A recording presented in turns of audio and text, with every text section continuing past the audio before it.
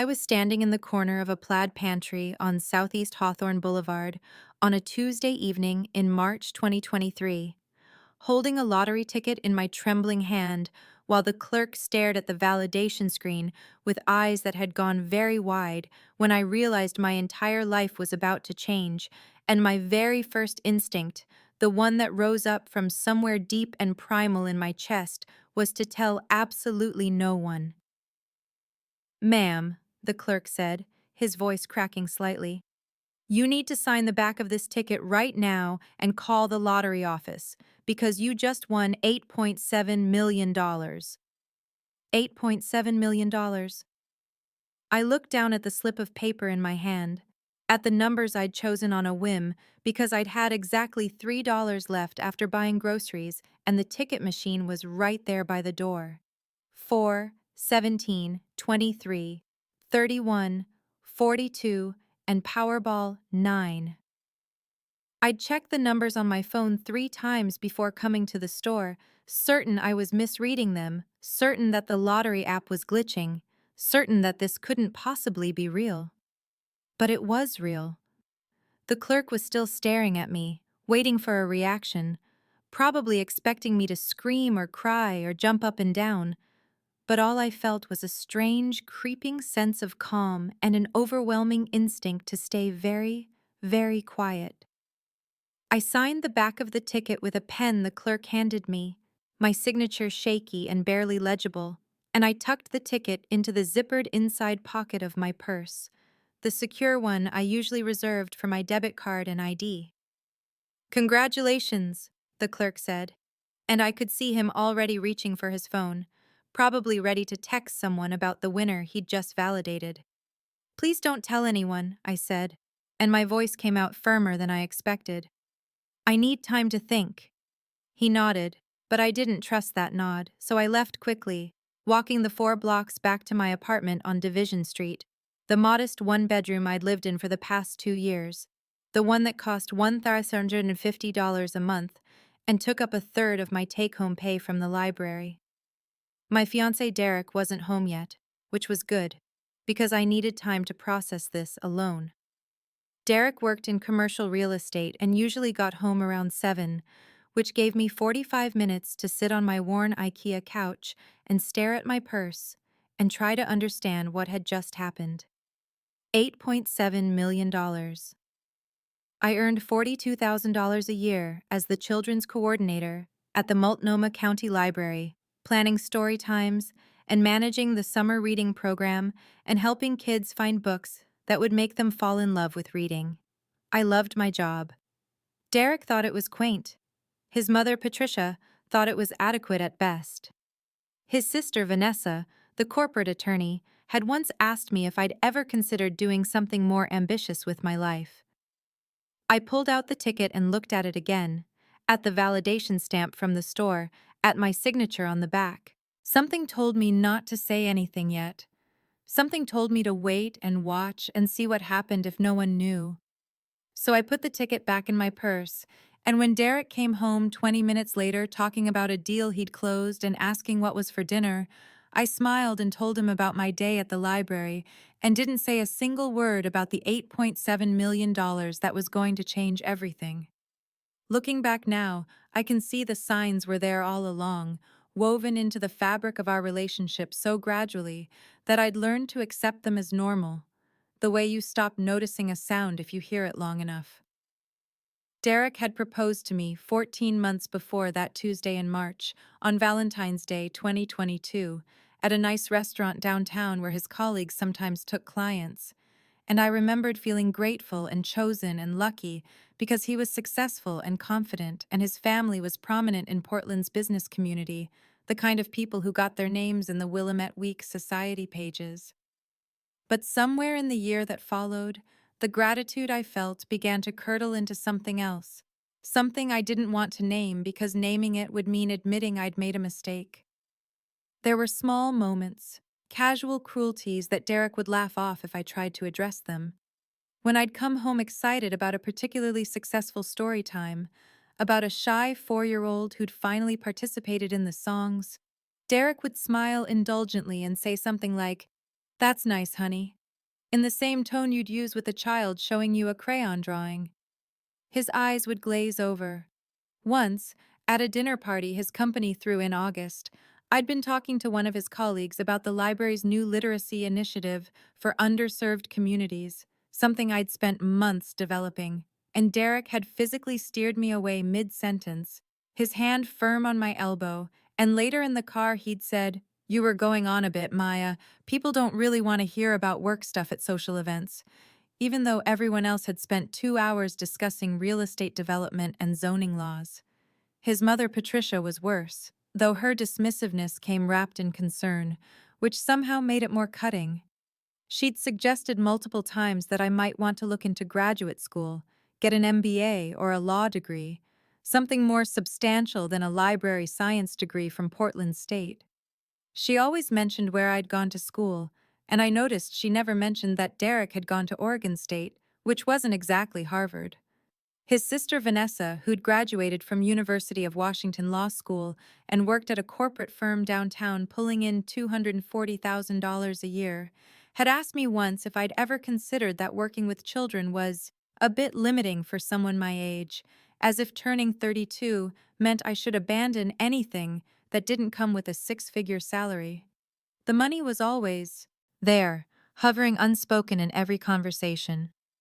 Derek earned $180,000 annually and made sure I knew it, not through direct statements but through casual references to his bonus structure, his investment portfolio, his ability to pick up dinner checks without glancing at the total.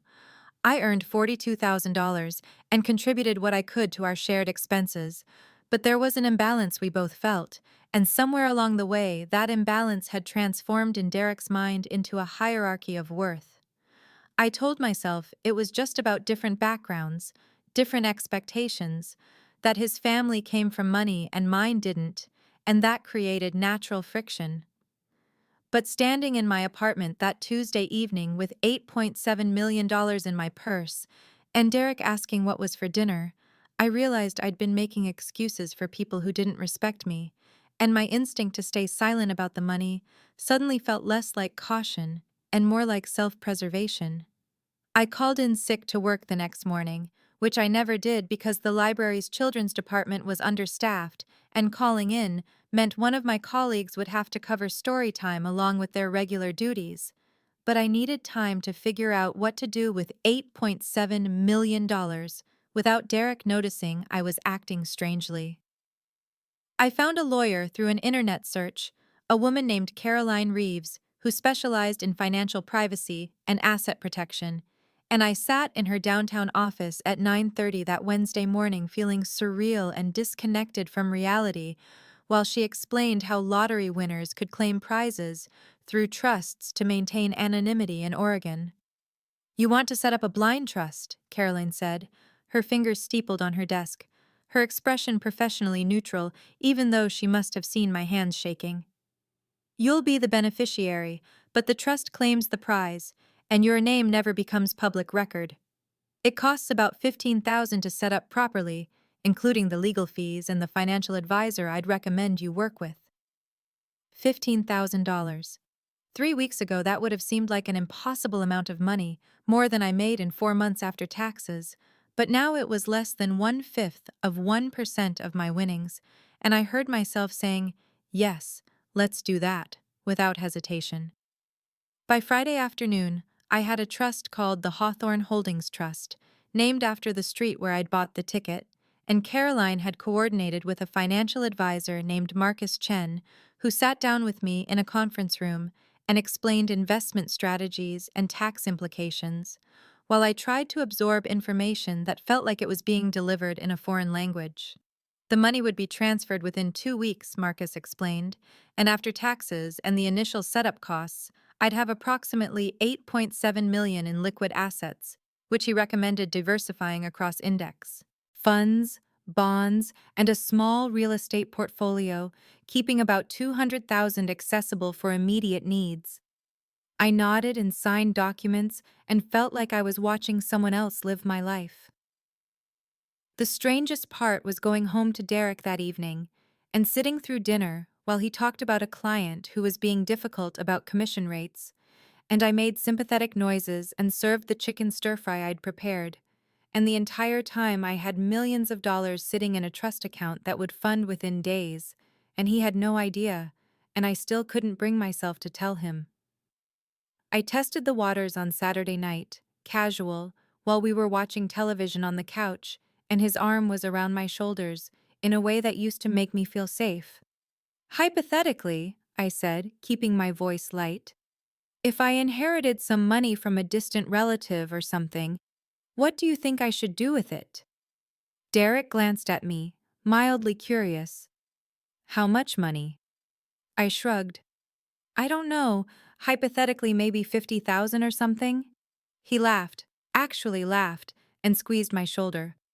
Well, don't blow it on books or something. Put it in a retirement account. Let me talk to my financial guy. We'll invest it properly.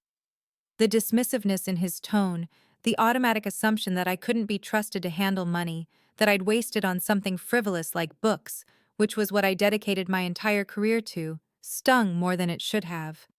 I said nothing else about the hypothetical inheritance, and Derek went back to watching the basketball game, and I sat there with his arm around me, feeling more alone than I'd ever felt in my life. And I made a decision right then that I would wait and watch and see exactly who these people were before I revealed anything about what I now had, because something deep in my gut told me that this information was power, and I needed to know the truth before I gave that power away. The wedding planning began in earnest 2 weeks after the money transferred into my account, which meant I sat through every meeting with Patricia and Vanessa, knowing I could pay for any wedding I wanted 10 times over, while they systematically dismissed every preference I expressed. And the cognitive dissonance was so extreme, I sometimes felt like I was watching myself from outside my body, a character in a play about humiliation. We had our first official planning meeting at Patricia's house in the West Hills, her living room overlooking the city with floor-to-ceiling windows that probably cost more than I used to make in a year, and I came prepared with a Pinterest board and ideas I'd been collecting since Derek proposed, excited despite everything to finally talk about what our wedding might look like. I told them I'd always dreamed of getting married at Powell's Books, the iconic independent bookstore downtown that had a beautiful event space on the top floor surrounded by shelves of books, a place that meant something to me, that reflected who I was. Patricia's expression didn't change, but I saw something flicker in her eyes, something that might have been amusement or pity, or both. Powell's, she repeated, as if I'd suggested we get married at a fast food restaurant. Maya, sweetheart, we need to think about the caliber of event that reflects Derek's position. I've already spoken to the Columbia River Yacht Club, and they have an October date available, the 16th. Their ballroom accommodates 200 guests beautifully. I felt my excitement deflate like a balloon losing air. 200 guests? I thought we agreed on something intimate, maybe 75 people. Vanessa looked up from her phone, her expression suggesting I'd said something adorably naive. 75 people is a dinner party, Maya. Derek has business relationships to maintain, and honestly, the yacht club is where people in Portland get married. It's the venue. Not a venue. The venue. I glanced at Derek, who was sitting next to his mother on the cream-colored sofa that probably required professional cleaning if you so much as looked at it wrong, waiting for him to say something, to remind them that this was our wedding, not a corporate networking event. He smiled at me, that indulgent smile I was beginning to hate. Mom knows what she's doing, Maya. The yacht club does make sense from an optics perspective. Optics. Our wedding was about optics. I suggested that instead of traditional favors, we could make donations to local literacy nonprofits in our guests' names. Something meaningful that might actually help people. And Vanessa actually laughed. Not cruelly exactly, but dismissively, the way you might laugh at a child who suggests something impractical. Let's focus on making it elegant, not a charity case. People expect a certain level of sophistication at these events. The phrase charity case hung in the air, and I wondered if she realized she was essentially calling my values a charity case, if she understood that she'd just dismissed the thing I cared most about as unsophisticated. Derek said nothing. Patricia moved on to discussing florists, and I sat there with $8.7 million in my bank account saying nothing, and something inside me that had been bending for months began to understand it might eventually break, and when it did, none of them would see it coming. The guest list became the next battleground, though I didn't realize we were at war until I was already losing.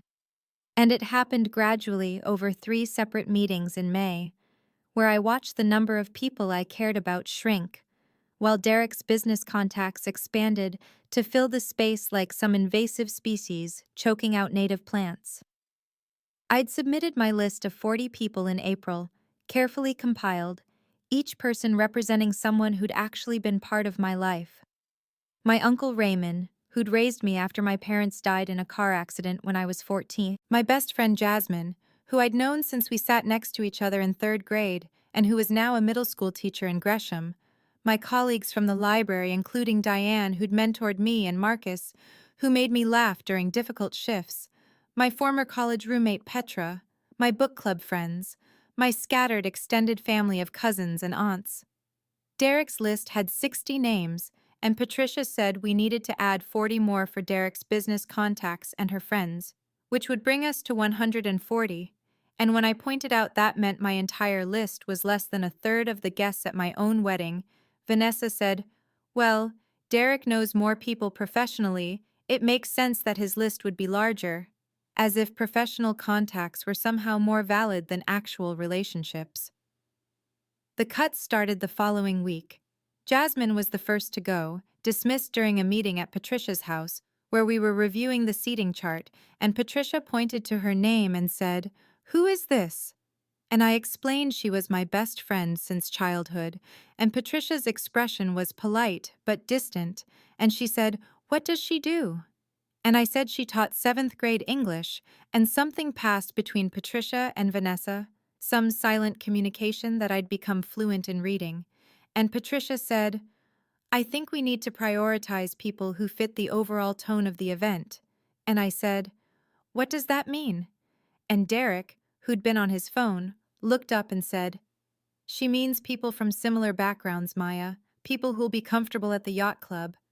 And I felt something cold settle in my chest, because I understood then that he was ashamed of where I came from, ashamed of my friend who taught children and probably had student loan debt and drove a 10-year-old Honda.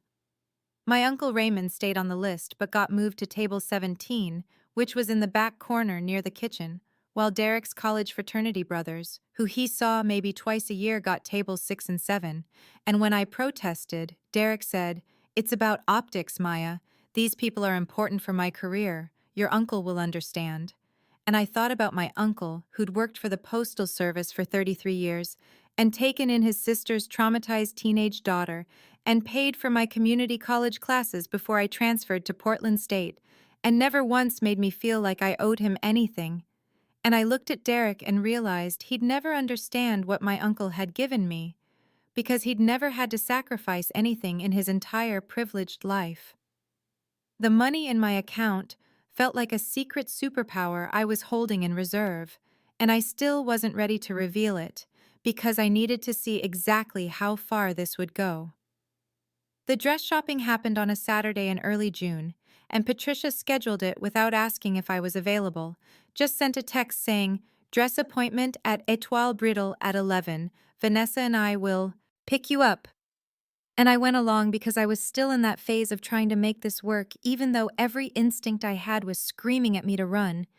And we drove to the boutique in Patricia's Mercedes, while she talked about how this particular shop carried the best designers and how she'd bought Vanessa's dress there when she married her husband Craig 3 years ago. The boutique was the kind of place where they offered champagne and had private suites, and a consultant named Margot, with an affected French accent, who looked at my jeans and sweater like I'd tracked mud across her white carpet. And Patricia immediately took charge, explaining what she was looking for, while I stood there like a mannequin waiting to be dressed. I found a dress on the 3rd rack that made my breath catch, simple and elegant with delicate lace sleeves and a flowing skirt that moved like water. And when I checked the price tag, it was $1,200, which would have been my entire budget before the lottery and which now was literally pocket change, and I felt a flutter of excitement because I'd actually found something I loved. I showed it to Patricia, and her expression did that thing where it stayed polite, but her eyes went flat, and she said, "It's pretty, Maya, but I don't think it's quite grand enough for the yacht club. Let me show you something more appropriate." And she pulled out a dress that was all beading and crystals and structured bodice, a dress that probably weighed 15 pounds and cost $8,500 according to the discreet tag, and I hated it immediately, but Patricia was already ushering me toward the dressing room. Vanessa took photos while I stood on the platform in the expensive dress that made me feel like I was wearing a costume, like I was playing the role of Derek's bride rather than actually being myself, and Patricia kept saying, "Now that's a wedding dress, and Derek will be so proud." And that phrase stuck in my head because why would he be proud of a dress rather than proud of me? And then Patricia said the thing that crystallized everything. She said, "We can't have Derek's bride looking like she shopped off the rack. Don't worry about the price, we'll take care of it." And the way she said it made it clear this was charity. This was them rescuing me from my own inadequacy. I stood there in that $8,000 dress I hated, knowing I had enough money in my account to buy this entire boutique, knowing I could purchase 100 dresses without even noticing the expense. And I said yes to the dress because I needed to see how much further this would go, how deep their contempt ran. And Vanessa posted one of the photos to Instagram with the caption, "Helping my future sister-in-law find her dream dress," with a heart emoji, and I looked at myself in the mirror and barely recognized the person looking back. The career conversation happened on a Wednesday evening in late July, 8 weeks before the wedding, and we were at his condo in the South Waterfront having dinner that he'd ordered from some expensive farm-to-table place because Derek never cooked, and he was talking about his upcoming promotion to senior vice president, and how the company was expanding into Seattle, and how important the next year would be for his trajectory, and then he said almost casually like he was commenting on the weather, "I've been thinking you should probably quit your job after the wedding." And I looked up from my poached salmon and said, "What?" And he took a sip of his wine and said, "The library thing. I mean, you could volunteer or something if you really want to work with kids. But honestly, it's a bit embarrassing when people ask what my wife does." And the words hit me like cold water, and I put down my fork very carefully and said, "Embarrassing?" And he had the grace to look slightly uncomfortable, but he didn't back down. He said, "You know what I mean, Maya. I'm about to be SVP at a major commercial real estate firm. I'll be making $230,000 a year, and when my colleagues ask about you, I have to say you read stories to children for $42,000. And the way he said it made my job sound like a hobby, something cute and meaningless, and I felt my face get hot, and I asked him directly, "Are you embarrassed by me?" And he did this thing he always did when confronted. He backpedaled without actually retreating. He said, "No, of course not, I love you. I just think you could aspire to more. Maybe get your master's degree and become a school administrator, or even transition into corporate training, something with more prestige." And I realized in that moment that he'd been planning this, that he'd thought about how to reshape me into someone more acceptable, someone whose career wouldn't require embarrassed explanations at company dinners. I asked him if he'd ever actually respected what I did, and he said, "I respect that you care about literacy. I just think there are better ways to contribute." And I thought about the children who came to my story hours, about Marcus, who was 7 and didn't speak for the first 6 months, until I found the right book about dinosaurs, about the teenage girl who'd confided in me about her abusive home because I was the first adult who'd listened to her, about the programs I'd built and the lives I'd touched in ways that couldn't be measured by salary or status. And I looked at Derek in his expensive shirt talking about prestige, and I felt something fundamental shift inside me. That night, after he drove me home, after he kissed me goodbye and said, "Just think about it, okay?" Like he was doing me a favor, I logged into my account and looked at the balance, $8,734,592.18 after taxes, and the initial conservative investments my financial advisor had made, and I sat there in my modest apartment that I could now buy 100 times over, and I began forming a plan. Because I finally understood that this man I'd agreed to marry didn't love me. He loved the idea of me as a project he could improve, as someone who would make him look magnanimous for marrying down, and I deserved so much more than that. I decided to test them, and I know that sounds calculated, but by early August I needed to know if there was any depth to these people, any genuine compassion beneath the polished surface. So I brought up my Uncle Ray at dinner one night when Derek and I were at his place, mentioned casually that he was having some health issues and might need help with medical bills, and I watched Derek's face as I spoke and saw the immediate tightening around his mouth before he said, "How much are we talking about?" And I said I wasn't sure yet, maybe $5,000 or $6,000, and he put down his fork and said, "Maya, we can't enable poor financial planning.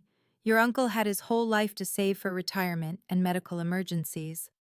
And the word enable hit me like a slap, because my uncle had raised me after my parents died in a car accident when I was 9, had worked double shifts at the post office to make sure I could go to college, had given me everything he had, and Derek was calling potential help for him enabling. I pushed a little further and said maybe we could loan him the money, and Derek actually laughed and said, "You know what they say about loaning money to family? You never see it again." And I felt something cold settle in my chest, but I said I'd figure it out on my own, and he patted my hand like I was a child and said, "That's probably best. We need to start thinking about our financial future together, not supporting people who didn't plan properly." The next day I had lunch with Patricia and Vanessa at some expensive salad place downtown, and I brought up Uncle Ray again, testing them too, and Patricia did this sympathetic head tilt that didn't reach her eyes and said, "It's unfortunate, but honestly, Maya, people need to take responsibility for their own choices. Your uncle should have worked harder and saved more instead of staying in a dead-end postal job." And Vanessa nodded and added, "It's harsh, but it's true.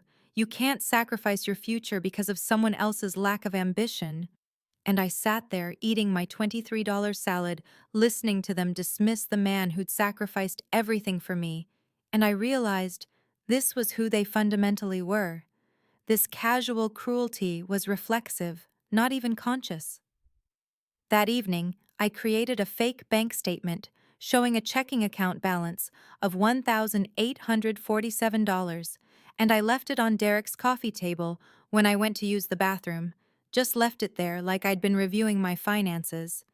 And when I came back, he was holding it, and he said, "Maya, we need to talk about your savings habits. You're 32 years old, and you have less than $2,000 in the bank?" And he launched into a lecture about fiscal responsibility and how I needed to start contributing to a retirement account and maybe cut back on buying books. Actually said, "You spend too much on books." And I nodded along and promised to do better while thinking about the 8.7 million sitting in my real account, the account he'd never know about. And I felt this strange calm come over me because now I knew exactly who Derek was, who his family was, and I knew what I needed to do. The breaking point came on a Thursday evening in mid-September, 3 weeks before the wedding, at Derek's company dinner at the Heathman Hotel, one of those corporate events where everyone wore their success like armor and conversations were really just networking disguised as socializing, and I'd bought a new dress for the occasion, navy blue and conservative because Derek had mentioned I should look professional. And when we arrived, he immediately started working the room, and I followed behind him like an accessory. And when we got to the table, I realized I'd been seated at the far end, away from Derek, who was at the center next to his boss, and I was surrounded by people I didn't know while Derek was in his element. And dinner started, and the man next to me asked how I knew Derek, and I said I was his fiancé, and he said, "Oh, wonderful. And what do you do?" And before I could answer, Derek leaned over from 3 seats away and said, "My fiancé works with kids." And the patronizing tone in his voice made my stomach clench, and the man said, "Oh, are you a teacher?" And again before I could speak, Derek said, "She reads stories at the library, it's sweet."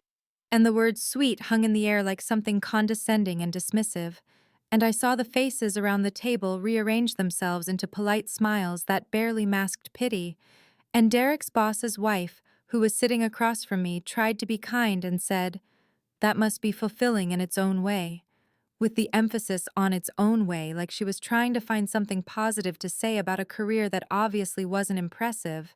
And I felt my face get hot, and I took a sip of wine and tried to smile and nod while Derek launched into a story about his latest deal.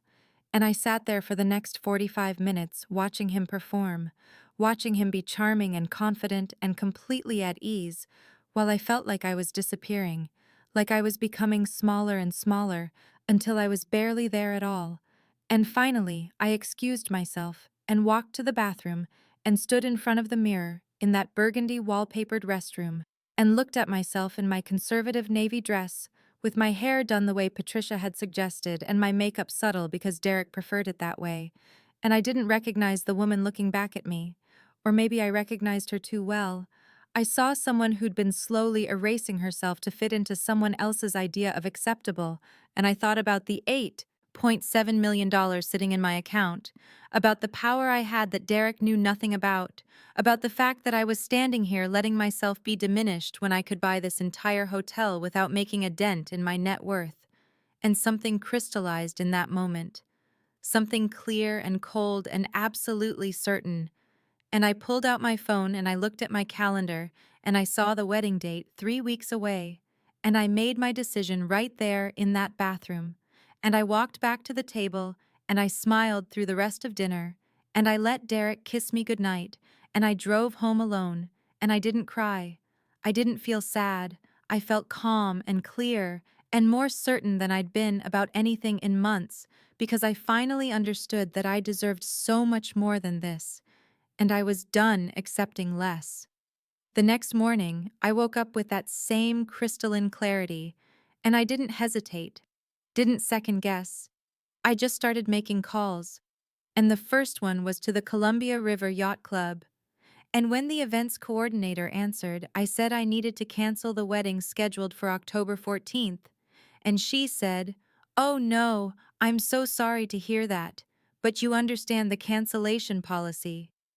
And I said I understood, and she said the fee would be $8,500, since we were within 30 days. And I said that was fine, and gave her my credit card number, the one connected to my trust account, and she processed it right there and said she'd send confirmation, and I thanked her and hung up and felt nothing, no regret, just relief. I called the caterer next, and the cancellation fee was $6,200, and I paid it. Then the photographer, which was $3,000 because we'd already done engagement photos. Then the florist, which was $2,800. Then the string quartet, which was $1,700, and the cake, which was $800. And by the time I was done, I'd spent $23,000 in cancellation fees, and I didn't blink, didn't feel the loss, because what I was buying with that money was my freedom, and that was priceless. I didn't tell Derek yet because I had a plan forming, and I needed a few more days to put it in place, so I texted him something casual about being busy with work, and he didn't push because he was busy too, always busy with his deals and his networking and his carefully constructed image. That afternoon, I met with my financial advisor, Karen, and I told her I wanted to buy a property, something in the Pearl District, something beautiful, somewhere between $700,000 and $800,000, and I wanted to pay cash through the trust and close as quickly as possible. And she nodded and made a call to a real estate agent she knew, and by the end of the week, I'd seen 3 apartments and fallen in love with one. A stunning 2-bedroom on the 8th floor with floor-to-ceiling windows and a view of the city and gleaming hardwood floors and a kitchen with marble countertops, and the asking price was $740,000, and I offered $760,000 for a fast close, and they accepted, and we closed in 12 days. And I had movers scheduled to pack up my old apartment the following week.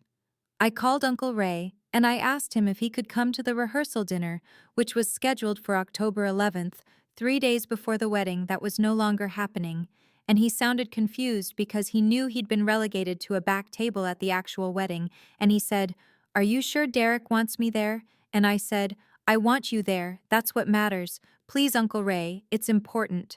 And he said, of course he'd come, And then I called Jasmine, and I asked her the same thing, and she said, Maya, I wasn't even invited to the rehearsal dinner. And I said, You are now, I need you there, I need you to trust me. And she said, Always, because that's who Jasmine was. And I called 3 of my colleagues from the library, Sarah and Marcus and Linda. And I invited them too, and they were surprised, but they said they'd come. And I had my people, the people who actually mattered, and I told them all to be there at 7 o'clock and to trust me, and that everything would make sense soon. The rehearsal dinner was held at the Columbia River Yacht Club on Friday evening, October 11th, 3 days before a wedding that would never happen, though only I knew that. And I arrived at 6:45 in a simple black dress I'd bought for myself, nothing Patricia had approved, and the venue was exactly as she'd designed it, all white linens and crystal and elaborate floral centerpieces that probably cost more than most people's monthly rent. And there were 80 guests milling around with champagne. Derek's colleagues and his parents' country club friends and extended family I'd met maybe twice, and I spotted Uncle Ray immediately because he was standing near the entrance looking uncomfortable in his best suit, and Jasmine was with him looking confused but supportive, and Sarah and Marcus and Linda from the library were clustered together looking completely out of place among all this wealth and polish, and I went to them first and hugged each of them and said, "Thank you for coming. Just trust me, okay?" And Uncle Ray said, "Maya, sweetheart, what's going on?" And I said, "You'll see, just sit tight." And then Patricia swooped in and said, "Maya, there you are. Your guests can sit over there." And she gestured to a table in the far corner, practically tucked behind a pillar, the worst table in the room, and I smiled and said, "Perfect." And I saw Uncle Ray's face tighten because he understood the insult, but he didn't say anything. And Derek found me then and kissed my cheek and said, "You look nice," in that absent way that meant he was barely looking at me, and he was in his element, working the room, shaking hands and laughing too loud at jokes and playing the role of successful groom, and dinner was served and I barely tasted it. I was too focused on what was coming. And Patricia stood up to make a toast when dessert arrived, and everyone quieted down, and she raised her glass and said, "I want to thank you all for being here to celebrate Derek and Maya." And she smiled her practiced smile and continued, "Derek has always been destined for great things, and we're so pleased he's found someone to share his life with." And there was something in her tone, something that made it clear I was the lucky one in this equation. And then she said, "Maya is lucky to be marrying into this family, and Derek is giving her opportunities she never could have achieved on her own, lifting her up to a world she never knew existed." And I watched people nod and smile like this was touching instead of insulting.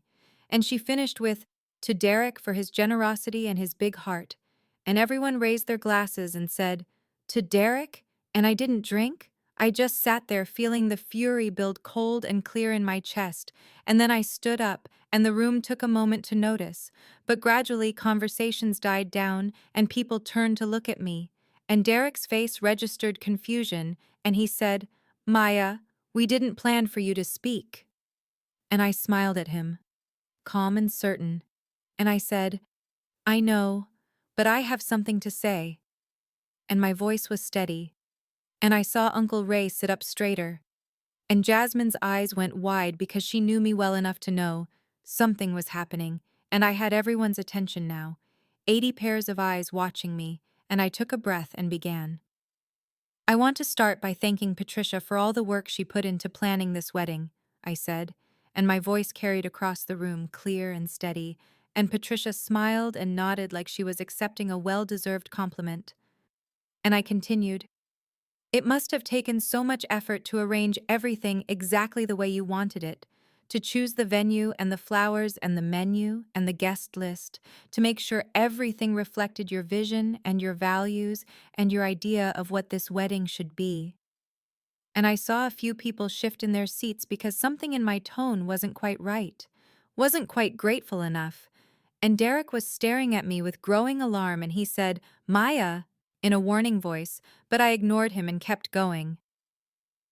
"I also want to talk about what these past few months have felt like for me," I said, "because I think it's important to be honest. especially on an occasion like this when we're all gathered together, all the people who matter to Derek and his family. And I gestured to the room, to the 80 guests in their expensive clothes with their champagne glasses, and then I gestured to the corner table where Uncle Ray and Jasmine and my library colleagues sat, and I said, and the people who matter to me, tucked away over there where they won't interfere with the optics. Derek stood up then and said, Maya, this isn't the time. We can talk later. And his face was red, and I could see panic in his eyes, and Patricia was frozen with her hand at her throat.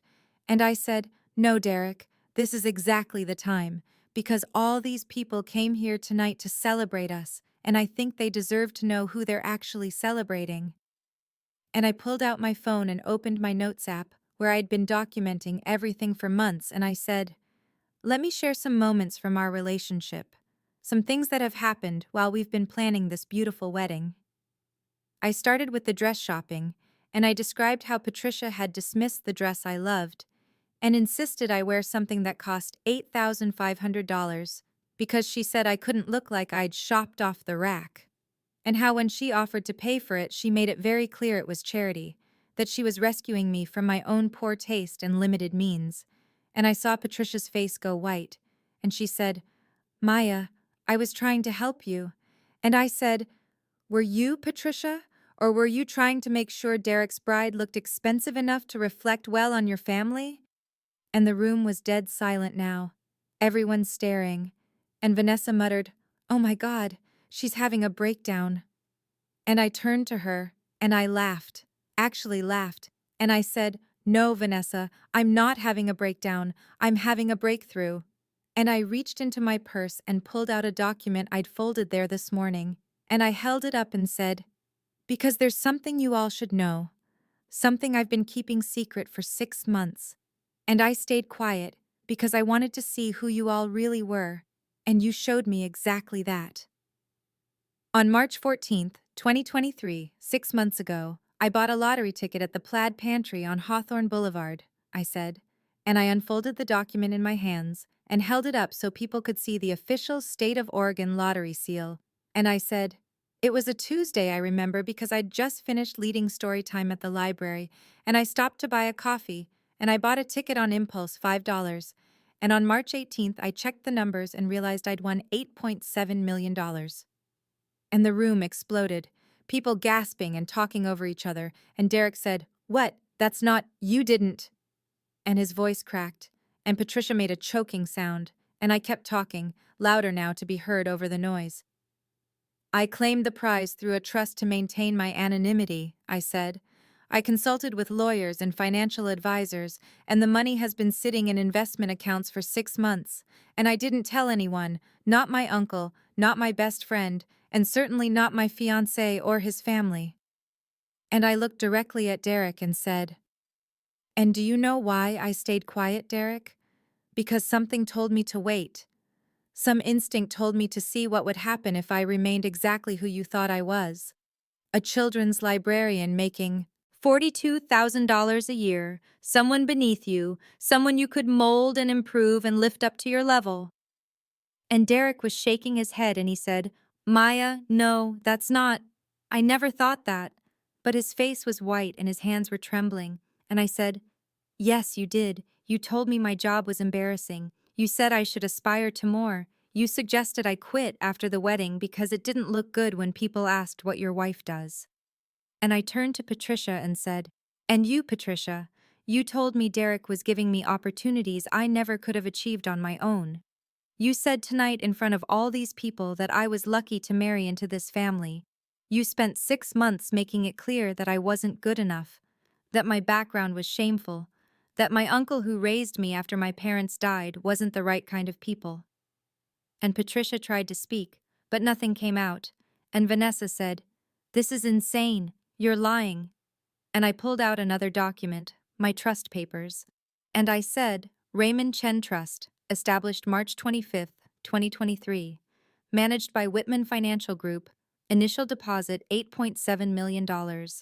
I named it after my uncle because he's the only person in my life who ever valued me for who I was. And Uncle Ray had tears running down his face, and Jasmine was staring at me with her mouth open, and Derek suddenly lunged forward and grabbed my arm and said, Maya, wait, please, we can fix this. I love you. I'm sorry. I didn't mean any of that. I was stressed about work please. And I looked at his hand on my arm, and then at his face, and I said very quietly, You love who you thought I was, Derek. You love someone you could feel superior to, someone you could control, someone who needed you, because without you, she'd still be poor little Maya, who reads stories to children for a living. And I pulled my arm away and said, But I don't need you. I never needed you. I just thought I loved you. And these past 6 months taught me exactly what you think of people you consider beneath you. And I looked around the room at all the shocked faces and I said, There's not going to be a wedding. I canceled everything 2 weeks ago. I paid the cancellation fees myself, $23,000. And I did it because I finally understood that marrying you would mean spending my life being treated like a charity case, like someone who should be grateful for your generosity, and I'm worth more than that. And I picked up my purse and looked at Uncle Ray and Jasmine, and I said, Let's go. And I walked toward the door. Uncle Ray reached me first, and he put his arm around my shoulders, and Jasmine was right behind him, and my 3 colleagues from the library, Maria and Trent and Sophie, formed a protective circle around me as we walked toward the exit, and behind us the room had erupted into chaos, voices overlapping, people standing and craning to see, and I heard Derek call my name, and then I heard his footsteps running, and when we reached the lobby, he caught up and grabbed my arm and spun me around, and he was crying, actual tears streaming down his face. And he said, Maya, please, wait, we need to talk. I'm so sorry, I didn't mean any of it. I was wrong, please don't do this. And his voice was breaking and desperate, and I looked at him and felt nothing. No anger, no satisfaction, just a kind of distant sadness for both of us. There's nothing to talk about, I said quietly. And I pulled my arm free and he said, Yes, there is. I love you. I want to marry you. We can fix this. I'll be better. I'll stand up to my mom. I'll tell everyone how proud I am of you. And I almost laughed because now that he knew about the money, suddenly he could see my worth. Suddenly he was proud and I said, Derek, you don't love me. You never did. You loved the idea of someone you could improve, someone who needed you. And he shook his head frantically and said, That's not true, I've always loved you. The money doesn't matter. And I said, Then why are you only saying this now? Why did you spend 6 months making me feel small and inadequate? Why did you let your mother insult my uncle and push my friends aside and treat me like a charity case you were generously rescuing? And he didn't have an answer. And then Patricia appeared, slightly out of breath from hurrying, and her expression had transformed completely, all the cool superiority gone, replaced by a warm smile that didn't reach her eyes, and she said, Maya, sweetheart, I think there's been a terrible misunderstanding. We've always valued you, always thought you were perfect for Derek. If we said anything that hurt you, it was only because we care, because we want the best for both of you. And the calculated performance of it was almost impressive, and I looked at her and said, No, Patricia, there's no misunderstanding. I heard exactly what you said, and exactly how you said it, and I understood perfectly what you think of me and my family and my life. And she reached for my hand, and I stepped back and she said, But dear, you're going to be part of our family. We need to work through this. And I said, No, I'm not. There's not going to be a wedding. I already told you that. Everything is canceled. And Derek made a wounded sound and said, Maya, you can't mean that. And I reached into my purse and pulled out the engagement ring, the $15,000 diamond he'd presented with such ceremony 8 months ago, the ring he'd made sure everyone knew the cost of. And I held it out to him and said, I do mean it. Take this. Keep it. I don't need it. And he stared at the ring like it was a snake and said, No, please, Maya. And I took his hand and pressed the ring into his palm and closed his fingers around it, and I said, Goodbye, Derek. And I turned and walked out the door into the parking lot with my uncle and Jasmine flanking me, and I didn't look back. 3 months later, in mid-January 2024, I sat in my apartment in the Pearl District, watching rain stream down the floor to ceiling windows and feeling a kind of peace I'd never experienced before, a deep, quiet contentment that came from knowing exactly who I was and what I was worth, regardless of anyone else's opinion. The apartment was everything I'd dreamed of: two bedrooms with hardwood floors, an exposed brick, and a view of the city that made me catch my breath every morning. And I'd furnished it slowly and carefully with things I actually loved, instead of things that would impress anyone: vintage bookshelves I'd found at an estate sale, a velvet couch in deep green, art from local Portland artists whose work spoke to me. I'd quit my job at the library in November, 2 weeks after the rehearsal dinner, but I hadn't left the work behind. I'd transformed it into something bigger and more sustainable. The Raymond Chen Literacy Foundation launched in December with $2 million in initial funding, named after my uncle who'd taught me that education was freedom and that stories could save your life. And I'd hired Maria and Trent and Sophie from the library at salaries of $90,000 each plus full benefits, 3 times what they'd been making. And we'd rented office space in Southeast Portland and started building programs to bring books and literacy support to underserved communities across Oregon. In November, I'd also donated $500,000 to the Multnomah County Library System in Uncle Ray's name, funding a new children's wing and a scholarship program for aspiring librarians from working-class backgrounds. And when they'd held the announcement ceremony, Uncle Ray had cried so hard he couldn't speak, just held my hand and shook his head in wonder. I'd bought him a house too, a beautiful 3-bedroom craftsman in the Woodstock neighborhood with a garden and a front porch, paid for it outright for $375,000, and he'd tried to refuse at first. Said it was too much, but I'd told him it was the smallest possible repayment for 20 years of unconditional love and support, and he'd finally accepted with tears streaming down his face. Jasmine I'd sent on a 2-week vacation to Hawaii with her husband, all expenses paid, and I'd set up a college fund for her 2 kids, $50,000 each that would grow until they needed it. I'd been traveling too, something I'd never been able to afford before. I'd spent 2 weeks in Ireland in December visiting bookshops and libraries and walking along cliffs and feeling gloriously anonymous and free. And I'd started writing a children's book about a girl who discovers she has an invisible superpower that lets her see people's true hearts. And whether the book ever got published didn't matter because I was writing it for the joy of creation, not for validation. Derek had tried to contact me 47 times the night of the rehearsal dinner, calls and texts that ranged from desperate apologies to anger to bargaining. And I'd blocked his number and blocked his email and blocked him on every social media platform. He'd tried reaching me through mutual friends, but I'd made it clear I had nothing to say to him, and eventually the attempts had stopped.